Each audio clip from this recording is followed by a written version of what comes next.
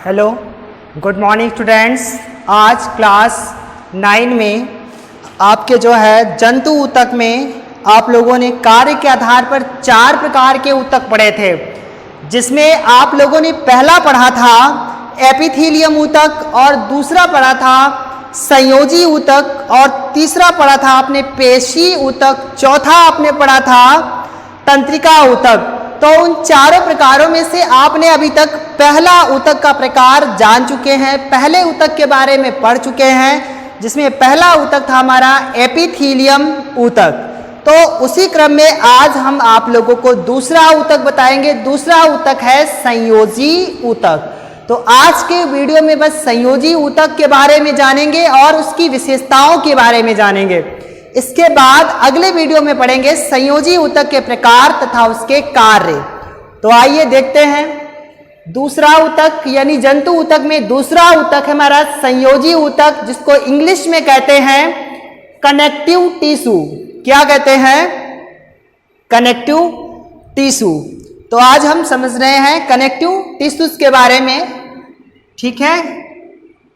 और फिर इसके प्रकार पढ़ेंगे, जिसमें आपने इसके प्रकार में जाना था, यानी जो आपका चार्ट बनवाया था उसमें बताया था रक्त, अस्थि, स्नायु, कंडरा, एरियोलर पेशियां और वसामय ऊतक, एरियोलर ऊतक। इस प्रकार से ऊतकों के प्रकार पढ़े थे संयोजी ऊतक के।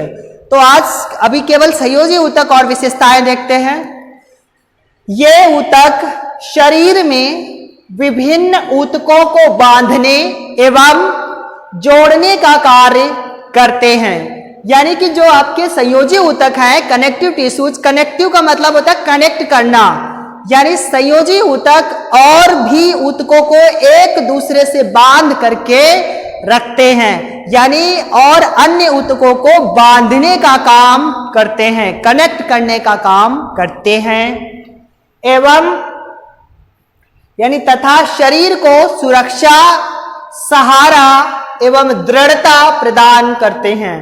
यानी कनेक्टिव टिश्यू जो होते हैं वो अन्य ऊतकों को बांधते हैं, दूसरे ऊतकों को बांध करके रखते हैं तथा शरीर को क्या करते हैं? सुरक्षा प्रदान करते हैं, सहारा देते हैं, दृढ़ता प्रदान करते हैं। यानी जंतुओं के शरीर को मजबूती देते हैं और सहारा देते हैं, यानी उनको सीधा खड़ा रखने में सहयोग करते हैं।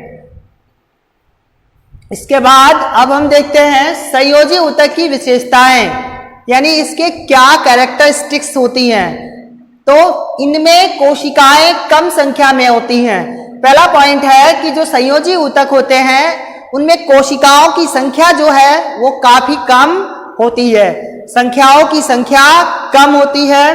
दूसरा पॉइंट, इसकी कोशिकाएं आपस में कम जुड़ी होती हैं, यानी जो कनेक्टिव टिश्यूज होता है ये दूसरे ऊतकों को तो जोड़ने का काम करता है, यानी अन्य ऊतकों को तो आपस में बांधता है, परंतु इस ऊतक की जो कोशिकाएं होती हैं वो कोशिकाएं आपस में कम जुड़ी होती हैं, यानी एक दूसरे से अलग होती हैं, आपस में कम जुड़ती हैं, परंतु ये दूसरे ऊतकों को आपस में जोड़ करके और बांध करके रखता है। इसके बाद तीसरा पॉइंट है, इनकी कोशिकाएं अंतराकोशिकीय मैट्रिक्स में धसी रहती हैं। यानी अंतराकोशिकीय मैट्रिक्स क्या होता है?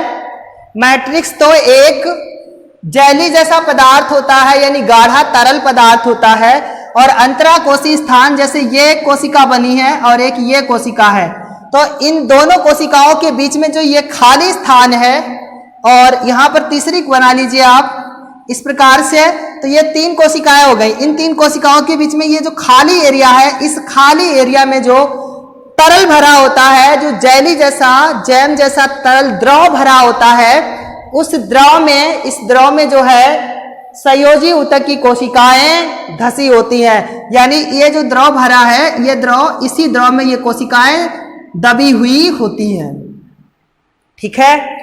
इसमें अधात्री मैट्रिक्स जेली की तरह तरल, सघन, यानी जेली की तरह है तरल, ठीक है, गुड, जेली की तरह तरल, सघन या कठोर हो सकती हैं। यानी जो ये मैट्रिक्स भरा होता है अधात्री, तो ये जो है इसमें अधात्री यानी इन कोशिकाओं में संयोजी ऊतक की जो कोशिकाएं हैं उन कोशिकाओं में जो तरल भरा है, मैट्रिक्स भरा है, वो मैट्रिक्स जो है जेली की तरह सघन, सघन का मतलब होता है उसकी अणु पास पास होते हैं, क्योंकि जेली जो है थोड़ी गाढ़ी जैसी होती है। सघन या कठोर, क्योंकि किसी भी कठोर पदार्थ में उसके अणु जो है बिल्कुल पास पास होते हैं। कोई भी ठोस पदार्थ है, कठोर पदार्थ है, तो उस ठोस पदार्थ में उसके अणु जो पास पास होते हैं, क्योंकि अवस्थाएं आपने 3 पढ़ी हैं, ठोस, द्रव, गैस, जिसमें क्या होता है गैस के अणु सबसे दूर दूर होते हैं, द्रव के अणु जो है वो ठोस से दूर होते हैं, और ठोस के अणु जो है वो सबसे पास पास होते हैं। तो जो इसमें मैट्रिक्स भरा होता है वो मैट्रिक्स कैसा हो सकता है, सघन हो सकता है, यानी कि कठोर हो सकता है, उसके अणु पास पास होते हैं। तो ये थे संयोजी ऊतक की 3 विशेषताएं, और संयोजी ऊतक के बारे में आप जान पाए। आप अपनी कॉपी पर इसको फेयर करना, टॉपिक छोटा था परंतु फिर भी करना है हमें। आज का वीडियो यहीं समाप्त होता है। अब आपको मिलेंगे अगले वीडियो में एक नए टॉपिक के साथ।